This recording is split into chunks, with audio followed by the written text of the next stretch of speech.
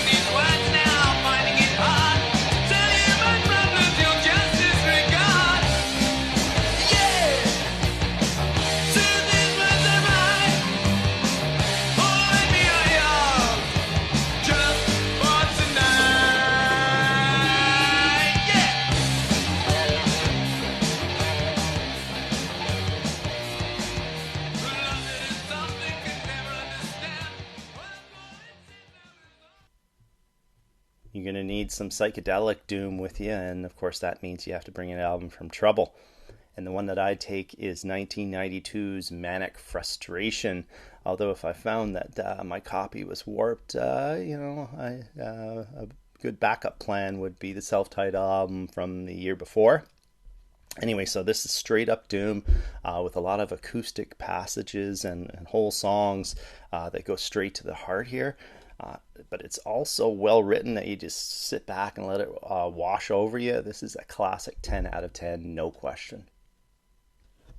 Should you go first and I remain? One thing I'd have to do, walk slowly towards your door. Soon I will follow you.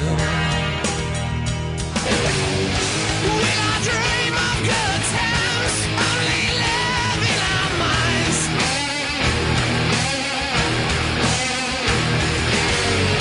We all dream of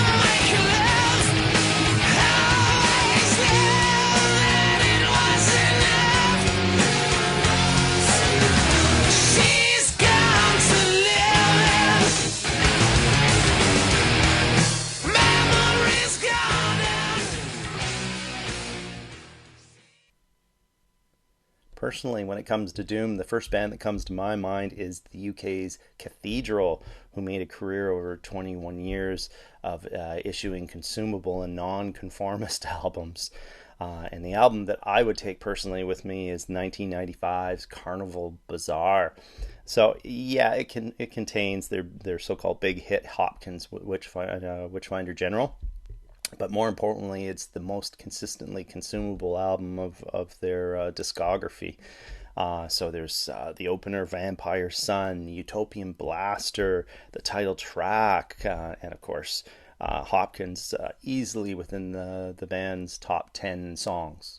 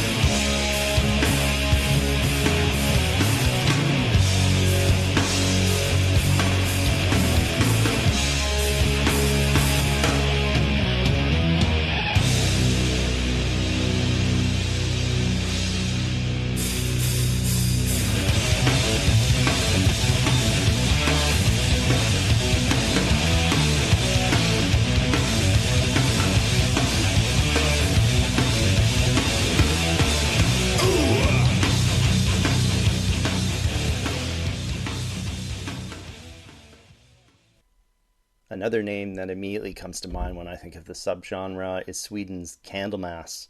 I think most people would probably reach for Epicus, Doomicus, Metallicus, or Nightfall. But personally, I like the latter era material more, and I'd be taking the self-titled album from 2005. Crushing doom here on this album. Top flight tracks all over the place. So if Black Dwarf, Seven Silver Keys, and Born in a Tank don't have you headbanging, you must be equipped with a neck brace.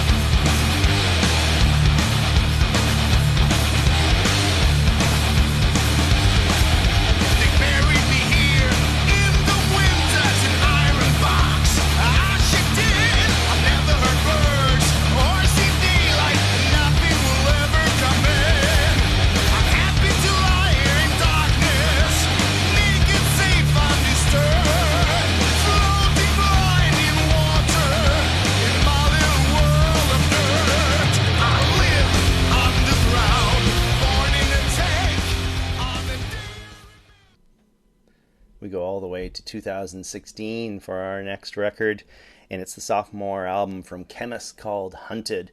So meticulously written, performed, and produced doom here, full of character, melody, and heaviness. So the dual clean and rough vocals from guitars Bill and Phil really work well together, tying this thing together. Doom metal bliss.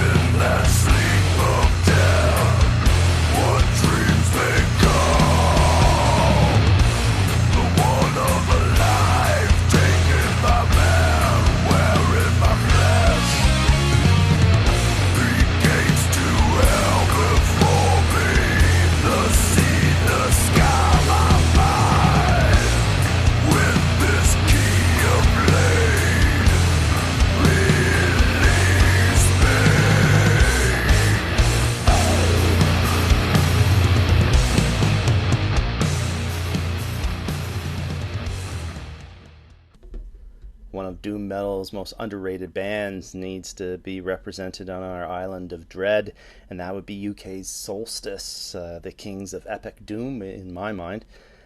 So it comes down to two releases, in my opinion: 2013's Death's Crown is Glory and 2018's White Horse Hill. Both amazing examples of the power and majesty of epic doom. But in the end, I'd have to go with the latter, given that it's a full length, while Death's Crown was an EP, but stand close either way.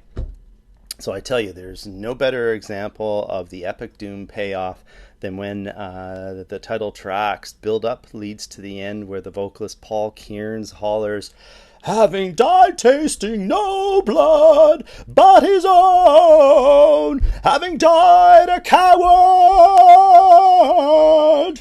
Well, it'll have you ready to march into battle with shield and sword aloft. Perfection.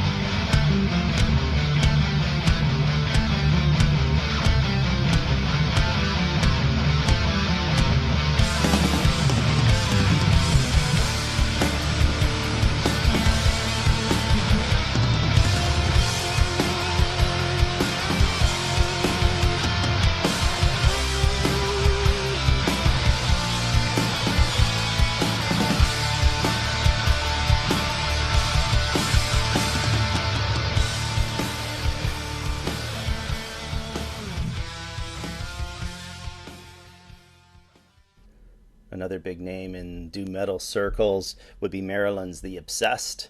And personally, I really loved their last record, 2017 Sacred. Really resonated with me. There's something really engaging about the mix of trad metal dooms and Wino's ragged vocals. Definitely a keeper.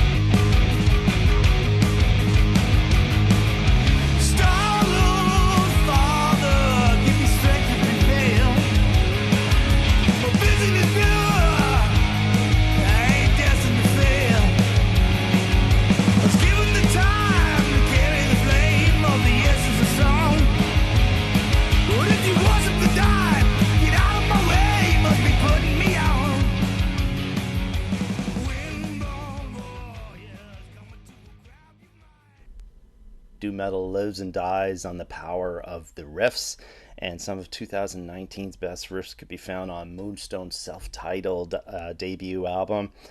So there aren't many riffs here, but they're all so planet-crushing that you don't mind them when they set in and they start hitting you over and over again with variations of that riff for 8 minutes.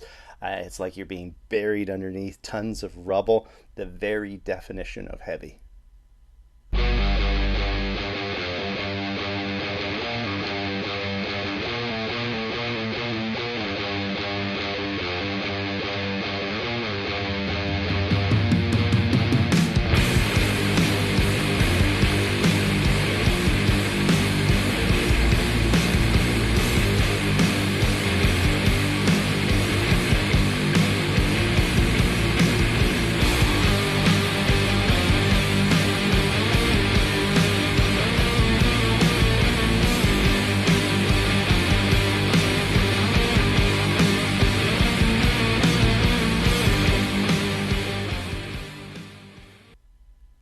Some progressive doom with you on the island. So the 10th and final album that we take with us is 2020's Astro Tongue in the Electric Garden by Norway's Hexad. So here's a case of an album that you can listen to 100 times and still be challenged by its maturity, depth, and variety. Here you can hear new stuff all the time. Long tracks, short interludes, memorable choruses, proggy Hammond organ. This has everything. My fave album of 2020, regardless of genre.